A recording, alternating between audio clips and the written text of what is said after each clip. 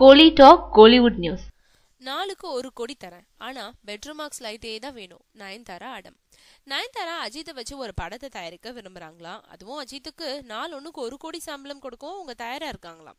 Kollywood Tollywood மல்லிவுட்டோட வெற்றி நாயகியா வலம் வரவங்க நம்ம நயன்தாரா. நயனுக்கு தயாரிப்பாளரார ஆசை வந்திருக்கு. விக்னேஷ் சிவனை இயக்குனரா போட்டு படத்தை தயாரிக்க இருக்காங்க. முதல் படத்துல பெரிய ஹீரோவா போட்டா நல்லா இருக்கும்னு விக்னேஷ் அட்வைஸ் பண்ணியிருக்காரு.